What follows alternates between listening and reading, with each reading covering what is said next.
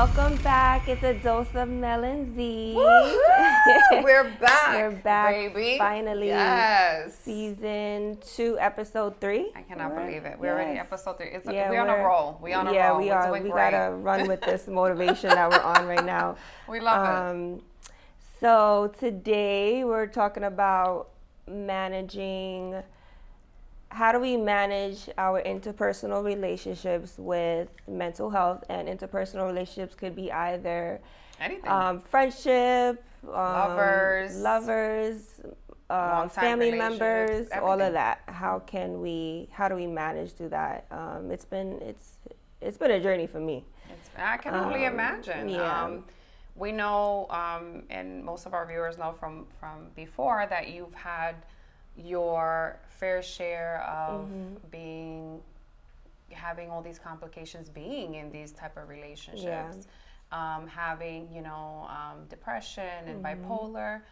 How do you manage going through these interpersonal relationships? How different is it for someone that has those mental disorders? Oh God, I don't even know where to start, Mel. I honestly don't even know where to start.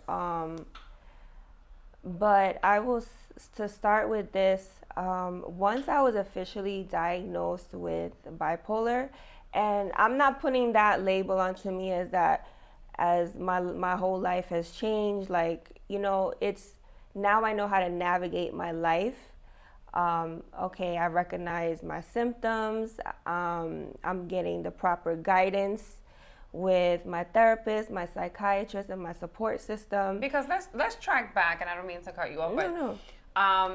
You were just recently diagnosed. Yeah, so you were navigating. Right, I was in a state of confusion for a very long time. A very long time. That means you went through all these relationships without knowing. Yep. Thinking that I was going crazy, that am I bugging, second guessing myself, just not knowing how to advocate for myself, just all of the above. So finally got diagnosed, and it was like a light bulb went off. Thinking about my past experiences, and I was like, oh, so that's why. That makes sense. That's why I was so not realizing that a lot of behaviors was because fit the criteria of this. Right down to the T. To the T. Did you have that moment where they were going down the list and you were like, oh my God. Yeah, you remember when I spoke about, I had that client that I was assessing, and I got I diagnosed her. I thought she was MDD, major depressive, and then I had a consultation with my supervisor. She was like, no, she's bipolar. And she started bam, bam, bam. And I'm sitting there like, that's me. That's me. That's my life. That's deep. And probably there's a lot of people like that, misdiagnosed. Yeah. They're navigating through life the same way, not knowing, that's why self-care and, going to your doctor's appointment and getting proper, it's essential. Right. And yes, I'm on medication because, like I said before, there came to a point where I felt like I was spiraling out of control. I was spiraling. It got really bad. And so that was a decision I made. I'm going to try medication. But in addition to that, we also want that psychotherapy, because once the medication is put to the side, how can we manage these relationships? So going back, the medications, that's a whole thing. A whole topic, a whole episode. So let's unpack that. Okay. Just you starting on medications and going through this whole cocktail, how was that for you? So I would say I tried about 6 or 7. Wow. Some just weren't working. Some made me gain 20 pounds. Like, there were so many different side effects that I experienced. Yeah. And I'm sure our viewers, and it was literally a roller coaster. So just imagine managing relationships even in that process. I've tried. There were relationships in that phase that I couldn't manage, and it was ruined, whether it was a friend or whatever, whoever it was. It pushed the person back. I pushed them away because of my behavior. So going back to the medication.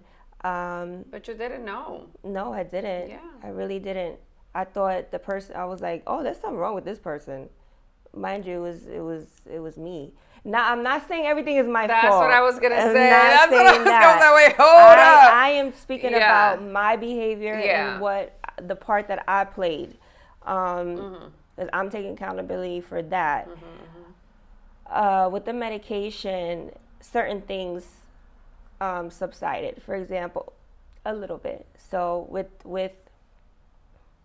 relationships in regards to impulsivity, I found myself doing very impulsive, high-risk behaviors. In the moment, I was like, oh, I'm just having fun. Ava's with my mom. I'm gonna have fun. And I was doing things that I wasn't realizing in the moment how serious they were, and then got on the medication, and it didn't completely wipe it away, but I was able to sit back and think, oh wow, that was very impulsive. What kind of impulsive? One thing that you will share. Okay. That was impulsive. That you'll be like, you know what? Yeah. If maybe I knew when I was on treatment, maybe I wouldn't have made this decision. My spending habits. I would get a rush of, I guess it's the dopamine. I would get a rush, and I once I'm fixated on something, I need this. I can't get it off my mind. Until I do it. So that was happening with spending. Oh, wow. And it would be very expensive purchases. Well, damn, I need to go down that list. So. No, you don't. Thank God for Afterpay, because without Afterpay, I would have went in debt. I'm very impulsive with Uber. Yeah. So I need to stop that. So in your case, that was it. It was the spending. So that subsided a little, not 100%. As of now, current day, so I would say 95%. Wow. 95%. I'm able to recognize it, and kind of like and stop it a little bit. I'm a little better with that. Yeah. So the impulsivity, the emotional dysregulation, that ruins a lot of things for me. When you say that, the irregulation, what is that? How does that look for you? Oh man, where do I start, Mel? I know so. I am a very intense person. I don't know if this is the bipolar or is it just me? Is it just Z? But whatever emotion I feel, it's very intense. If I'm angry, I'm ready to smash a window. If I love you so hard. If I hate you so hard. That doesn't happen often. Like whatever that emotion is to 1,000. Yeah. And so now when things go right, I'm on cloud 9. When things don't go as planned for what I want, like it's just like up and down, and I to the point where I can't regulate. My day-to-day functioning is completely upside down, It's heavy. Heavy. What things have you done aside from, because we're going to get you off a lot of these treatments, by the way, with hormone replacement therapy. I cannot wait to start on that journey. But meanwhile, aside from treatment, how have you been navigating with these feelings and emotions with the relationships? And I know that you did hypnotherapy as well. And did that help with these interpersonal? 100%. So that was age regression. So during that phase or that session, it had me realize how much my childhood experiences impacted how I moved in my relationships now. And so as she's guiding me to Z at 25, Z at 18, at 7. It was like the puzzle pieces were aligning. Like, oh shoot. So that was the first time I experienced betrayal. That's deep. And now I'm seeing how I'm still holding on to that feelings of betrayal in relationships now. I'm entering relationships with such anxiety. I have a anxious attachment style, and it shows up very clear in my relationships, even friendships. That's deep. Friendships, family, every relationship. And you feel like even now, after you've been through therapy and all this, how are you dealing with these type of, now that you have a diagnosis and you see how that affected you and you tapped into this, trauma response and all this with the hypnosis therapy, how did that help you today? So first I want to say that I am determined to make sure that what I'm experiencing in life, what I have experienced is not, I'm going to try my hardest for it to not affect Ava. I already have, she has already experienced a lot in regards to my emotions. I'm with her every day. I have her 100%. So just imagine, That's she different. is on this roller coaster with me. She does not know Day in and about day what's out. going on. Now that she's older, it's more easier for me to talk to her, and I apologize when I need to, because I lash out sometimes, and I'm like, wait, that was because I had a bad day. That has nothing to do with her. Yeah, but you also, and I feel like, and this, we go back to this, we always talking about, it's a difference with single mothers, because you're actual single mother, not unlike, at the end of the day, I have help. I have help is a difference. So giving yourself more grace is essential as you navigate through these emotions and feelings, because I feel for the single moms out there who are navigating through this alone. Yeah. So this diagnosis helped me with acceptance, awareness. So now I can, going back to what you're saying, I am very determined and intentional with my behaviors so that I don't continue a cycle with Ava. And so I'm going to do everything I need to do. I'm going to do that internal work for her and for myself. It's not her fault. None of this is her fault. And our children feel it the same. So now I'm aware of my behaviors, and then even if, and this is me showing myself grace, even though I'm aware, I'm still not going to get it right all the time. Yeah, that's and life. So I'll do something, and then I'm like, oh wait, no, that wasn't cool. Yeah. And as long as what I like is that you're aware.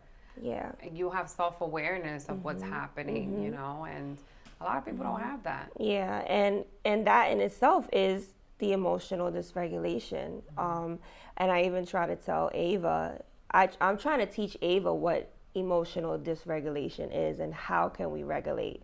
So she already knows when I'm having a rough day, she knows that jazz music is on in the background. The raindrops on in the back, so she's used to it. She knows that, okay, this is what I need to kind of bring down my very intense nervous system. And so I want her to know there's ways that we could regulate, but we have to, at the end of it all, we could have all the support. We have to know how to self-soothe. Absolutely. Because after all is said and done, it's us and the four walls around us. That's it. That's it. That's it.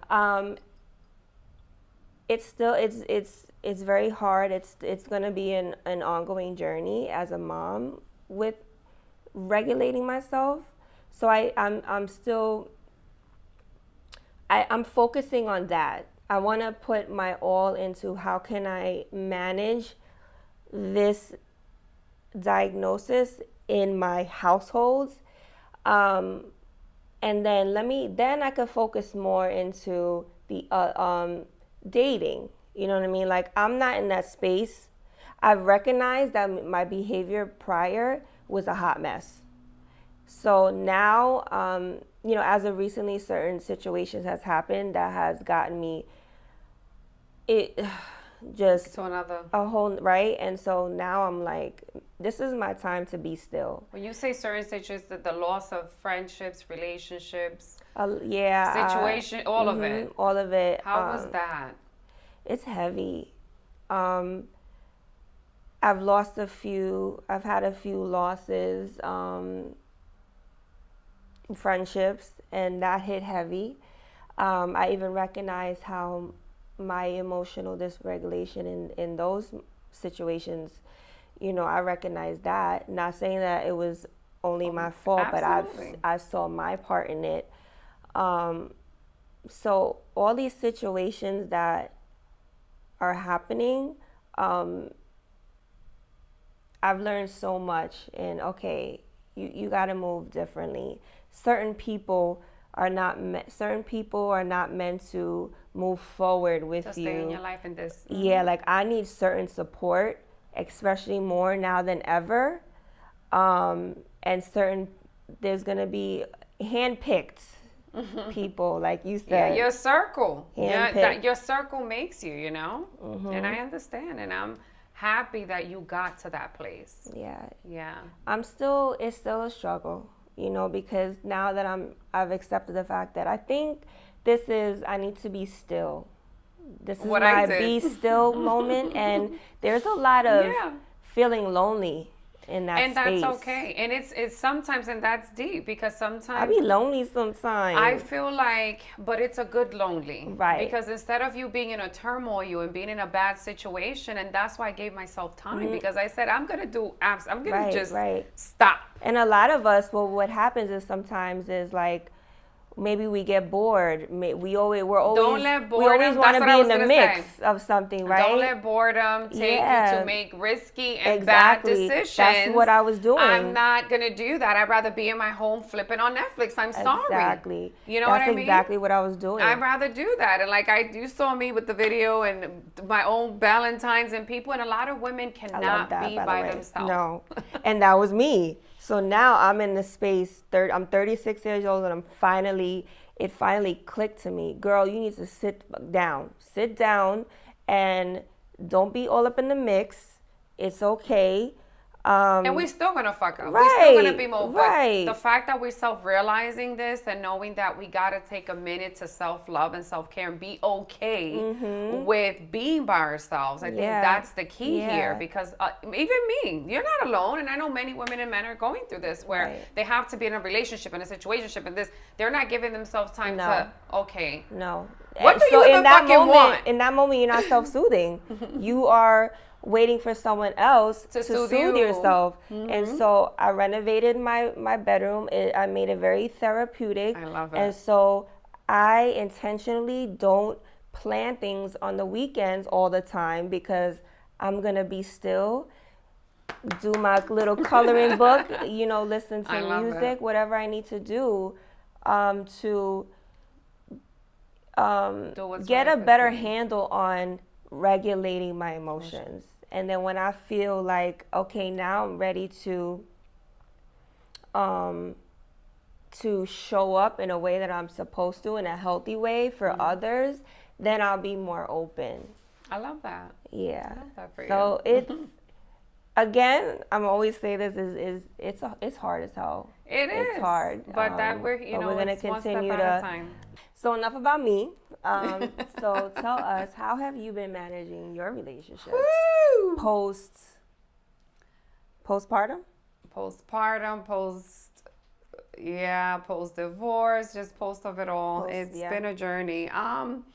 It's been a heavy transition. I mean, starting from the top, I think transitioning even with my ex-husband through co-parenting and all these things, it's been hard because you're trying to find yourself and who you are now post-divorce as an individual, and then you're trying to co-parent with your child, and then it's a lot of layers to that. I mean, I even suggested to him, and I'm going to share this these days, co-parenting therapy.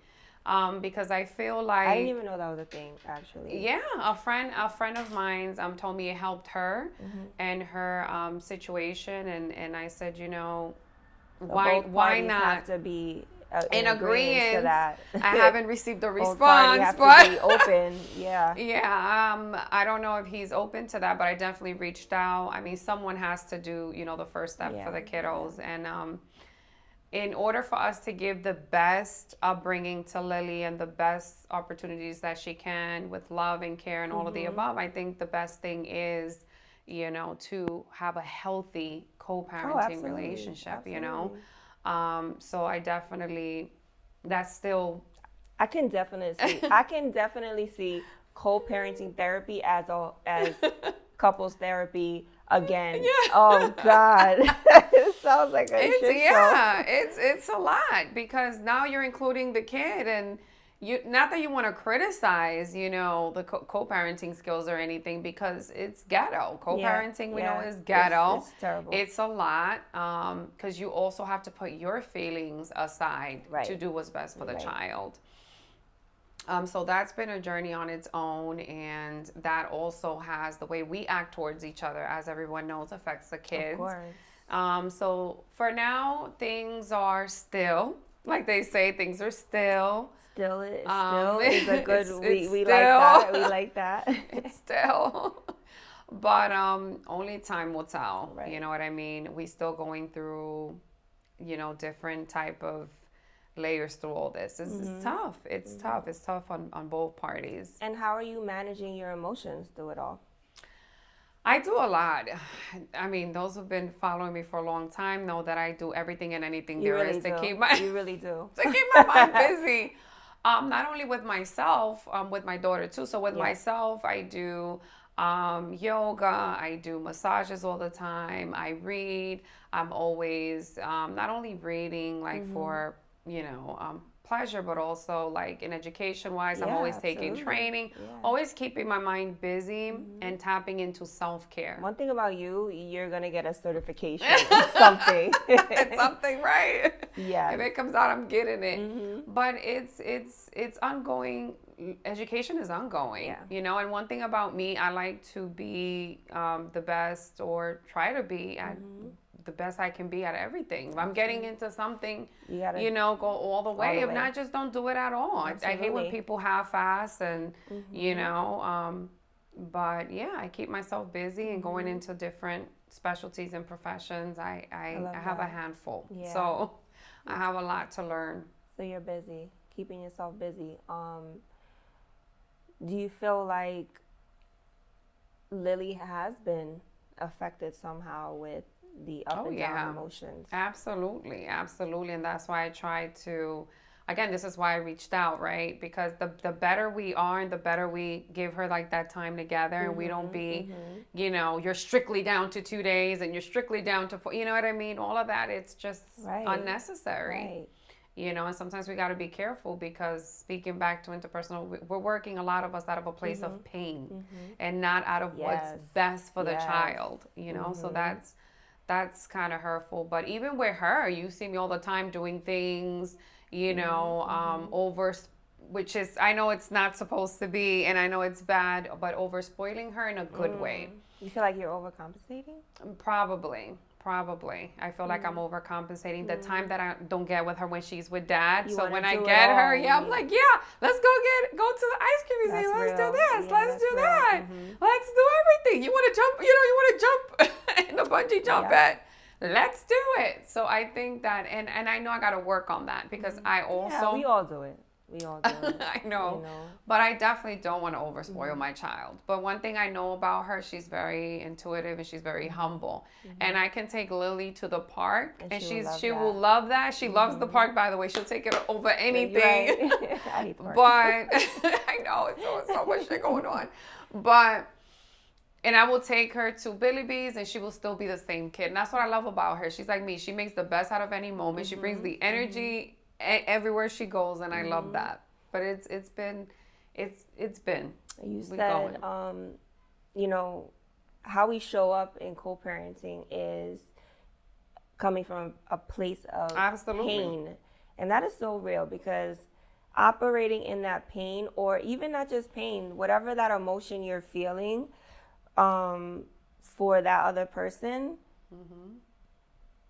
yes, it's going to show up in your co-parenting or lack of. How about no co-parenting at all? That's a thing as well, you know. Oh yeah, absolutely. That's tough. Very. It's tough. And then is the person open to, let's have a conversation so we can figure something out? I'm still waiting for an answer. Yeah. I don't know. I wish you luck with that. Still waiting for an answer, so we'll see. That will be episode 11. Yes, we're gonna follow up with that. But at least we know that you tried. Absolutely, and I'm you did good with that. Yeah, I'm definitely good with that. And then, you know, with family is going. It's a shit show mostly. I'm gonna keep it 100. Yeah. I feel like family is a lot. They love you, but sometimes it's to the point where a lot of times family want you to feel and do things at their pace. The moment you go off that, it's a shit show. Are you talking about like just overall in life, or certain things that you're experiencing specifically? Oh, overall in life and specific things is both.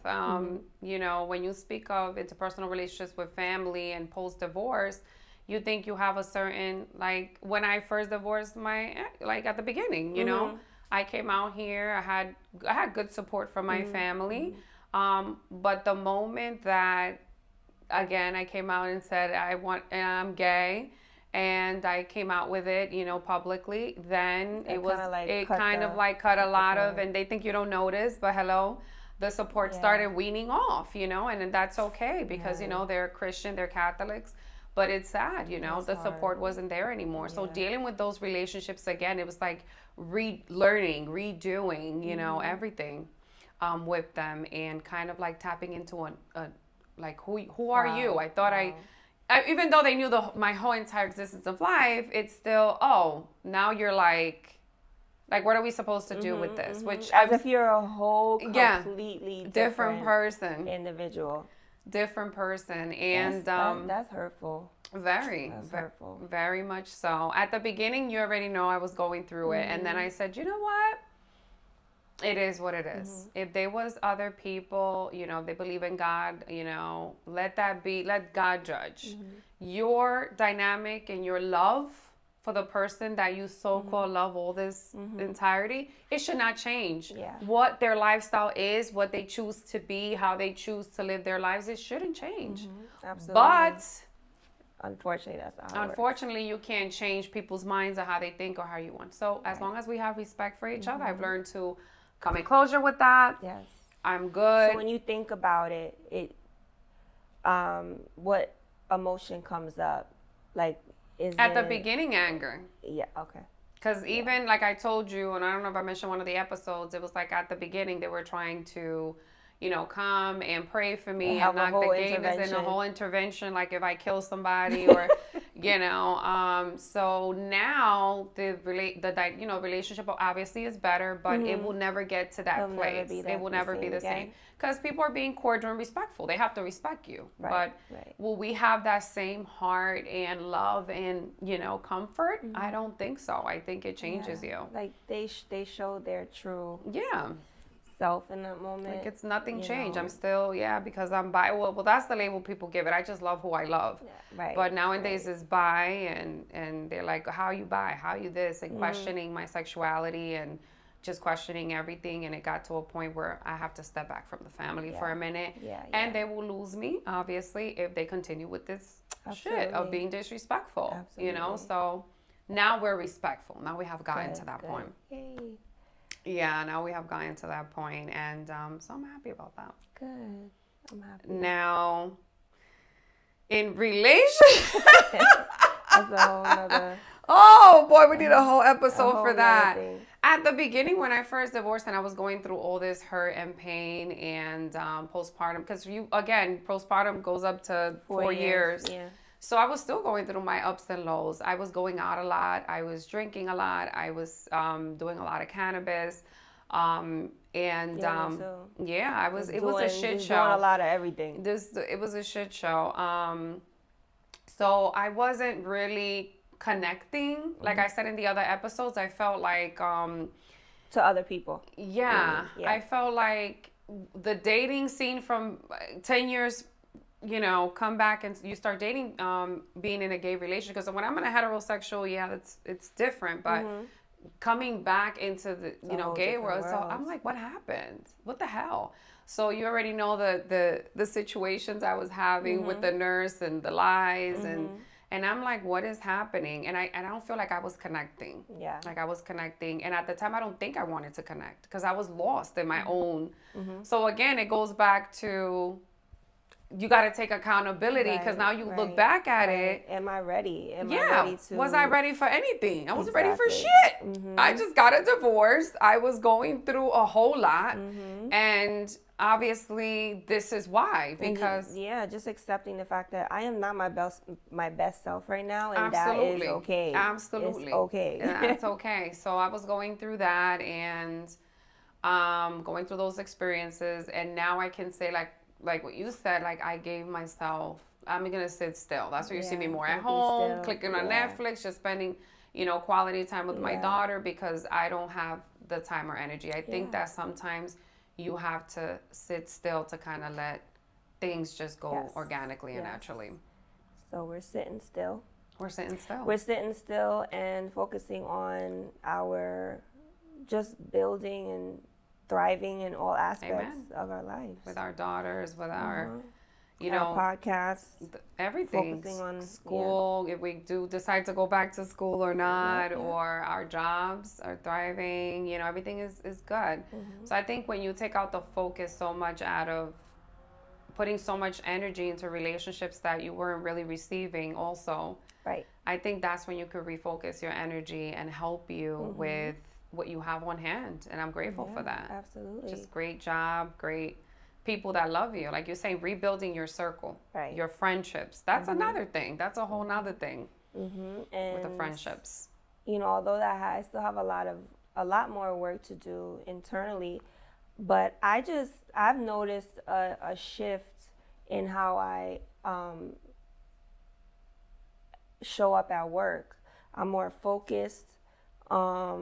Yeah, you told me that. My work has gotten significantly better. Ooh. I can genuinely say that when I wake up in the morning, of course, waking up is always for work. But when I'm up and ready to go, I can say I love my job. I love my clients. Of course, it's always going to be a mentally exhausting career, but I genuinely love it. And I can focus more because I'm slowly just pushing through and letting things go that needed to go for a very long time. And now this is why you feel, because now you're putting that energy and that love into things that you're truly passionate. Because sometimes we're wasting a lot of fucking time. And we're that wasting in a lot of itself will time. help me regulate. I'm able to regulate a little better. And so I'm more focused at work. And that's one thing I'm also doing. I'm kind of like weaning out wasting time. Yes. With people, with all the, like we say, interpersonal, with all the relationships, whether it's friends, family, whatever it is, I'm like being very picky who I leave in my circle. When we're talking about friendship transitions, where that's a big some friendships, that's a whole episode, but you know, it feels like a breakup. Yeah. And because sometimes you're growing out of it. Like we said, we have childhood friends that we grow out of. You have people that don't think the same as you. You're going into a different level in your life. You're going into a different stage. Doesn't mean you're enemies. It's just like you outgrow the friendship, and that's okay. And you outgrow family, friendships, and relationships, situationships. You outgrow them, and that's fine. So what is one thing that you would tell Lily or just the audience? What's one thing that you in reference to interpersonal? Yep, managing them and just showing up as your true self. Exactly that. Exactly that. And what I said in the other episodes is first of all, the most important thing is taking accountability for your part, because that's the first step of healing, right? You need to heal your soul. You need to heal yourself. And then from there, you kind of like assess, you give yourself time. Because that even happened to me recently where someone said something. Yo, this is deep. This person said to me that I'm very friendly, giving, and gullible. And that's how I'm going to fail in life. Oh. I have it on a text message. Ow. I had to rewire my brain. That just hit me because oh God. I was in shock because that person opened my mind. People will open your mind to things that you will never think. That it was deep. So that put me in a position where, wait a minute, oh crap. That gave me a complete different outlook at my friendships, at everything. I mean, am I doing too much in friendships? Am I too giving? Am I too supportive? Am I too, like, what the hell? Like, when do you have a cutoff period where you like, wait, this is the borderline for me, where it's not hurting you? And it's the same as an intimate relationship. And when are we going to say enough is enough? Enough is with enough. The unhealthy treatment or whatever it is. Yeah. Enough is enough. Enough is enough. And that, back to your question, that led me to think, okay, then you got to do the work. Because now you got to assess yourself, assess your friendships, and you got to take the time to do that. If you just go, and you're just out there and you're just you got to take the time to have some interpersonal, like therapy with yourself to help you understand how to make better decisions, how to make better decisions with friendships, with anything that you get yourself, how to make a better decision off of that, to better your life, to better yourself, and to better you as a mom, as a friend, as anything. That's the advice I will give. And I will end my piece on just remember that no matter what you're experiencing, accountability, awareness and accountability is key. Your feelings are valid. Your feelings are valid because oftentimes when we're taking accountability, even still in those moments, I'm like, oh no, I did too much, or maybe if I didn't act like this wouldn't have happened. Okay, that may be true, but your feelings in that matter, in that moment, it still matters. Don't dismiss your feelings in that moment. Okay. And nobody can tell you how you feel. No, absolutely. Now you got to process that shit. Nobody can tell you how you feel. And so that's what I will leave you guys with.